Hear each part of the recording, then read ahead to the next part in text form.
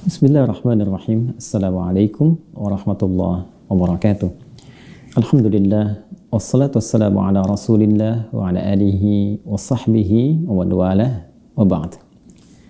Saudara-saudariku dimanapun Anda berada, lupa bisa menjadi rahmat yang patut disyukuri, tapi juga boleh jadi ia bisa menjadi musibah yang mesti dievaluasi, pun demikian diintrospeksi.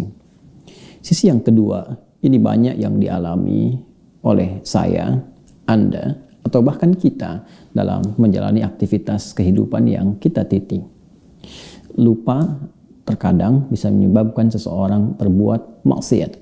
Allah berfirman di Quran surah kedua Al-Baqarah di ayat 286 itu, Rabbana la tu'akhidna in nasina aw akhtana.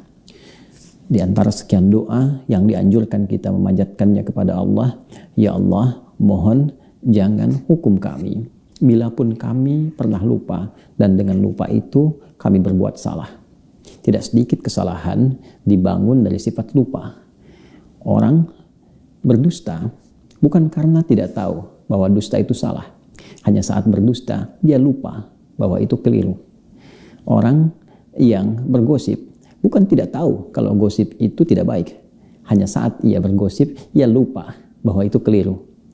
Lupa yang menjadikan seorang terjebak pada perbuatan salah, bahkan dosa. Itu lupa yang diinisiasi dan diwaswasi oleh syaitan. Karena itulah ada serangkaian ayat yang memberikan isyarat kepada kita bagaimana peran setan yang membisikkan dan mendorong seseorang untuk lupa mengerjakan kebaikan dan cenderung mengarah kepada sisi yang negatif. Quran surah ke-18 Al-Kahf misalnya di ayat ke-63. Allah berfirman, "Wa ma ansanihu illa syaitanu an adzkurah." Allah menyampaikan firman-Nya tentang asisten Nabi Musa alaihissalam yang kelak dikenal dengan nama Yusha bin Nun, ketika ia terlupa dengan isyarat Musa alaihissalam dan mengatakan, dan tidaklah aku lupa ini kecuali setan yang mengarahkan aku untuk melupakan jalan-jalan kebaikan yang telah diisyaratkan itu. Ada lupa yang sifatnya juga bawaan dalam aktivitas kehidupan kita. Lupa bahwa saya sedang jemur pakaian hari ini. Lupa kalau pesan itu belum dijawab. Lupa kalau kunci mobil tadi ditaruh di mana. Terbawa dalam aktivitas keseharian. Bila mengarahkan kepada yang negatif, tetap ada peran setan di dalamnya. Al-Quran memberikan solusi kepada kita. Bagaimana seseorang bisa menjaga ingatan dengan kuat dan terhindar dari sifat lupa. Atau bahkan mengatasi lupa dalam aktivitas kehidupannya. Sehingga saat belajar, ia tidak mudah lupa. Saat menghadapi ujian, ia cepat ingat materi yang dihafalkan. Saat ia menghadapi persoalan-persoalan kehidupan, dia ingat bagaimana solusi-solusi yang bisa dihadirkan. Quran surah ke-18 Al-Kahf di ayat ke-24 itu Allah mengajarkan kepada kita tentang cara bagaimana mengatasi lupa. Allah berfirman, A'udzubillahi minasyaitonir rajim. Bismillahirrahmanirrahim. Wadhkur rabbaka idza nasit. Wadhkur rabbaka idza nasit.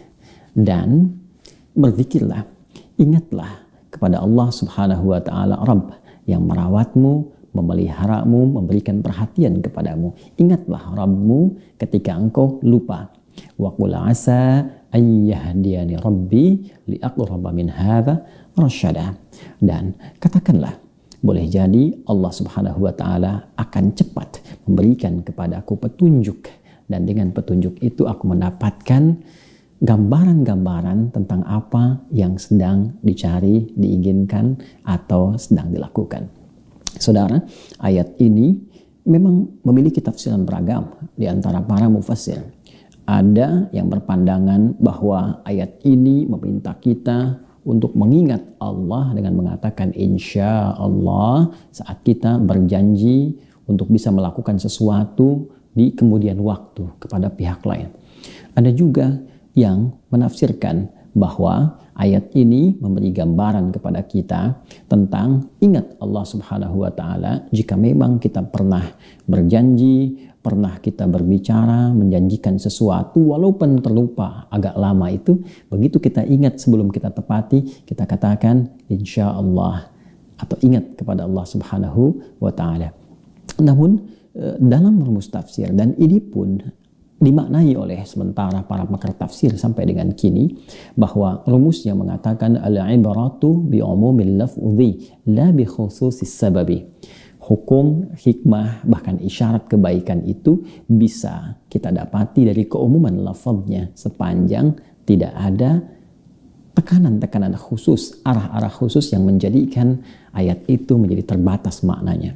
Ayat ini memberikan makna umum kepada kita. Kalau saya, Anda, kita sedang lupa, maka ingatlah Allah Subhanahu wa Ta'ala. Berzikirlah kepada Allah Subhanahu wa Ta'ala.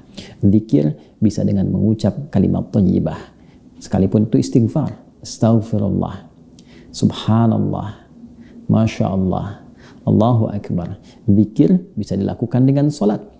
Anda berwudu, tunaikan sholat 2 rakaat, Anda lakukan. Bisa dengan sholat, jika bertepatan dengan waktu duha, sholat duha. Jika tidak ada waktu yang khusus, bisa Anda jadikan sholat untuk sholat wudu. Lakukan sholat 2 rakaat. Kemudian, lihat apa yang terjadi ketika Anda berdoa dalam sujud. Umumnya, ada sebagian ulama yang menggunakan rumus ini ketika mereka mendapati lupa dalam hal-hal yang tengah mereka kerjakan. Zikir artinya mengingat Allah. Lupa pada kebaikan datang dari setan. Ketika kita menghadirkan ingatan kepada Allah, maka berlarilah setan meninggalkan kita. Dan dengan itu lupa boleh jadi hilang dan ingatan kembali kepada kita. Semoga bermanfaat. Assalamualaikum warahmatullahi wabarakatuh.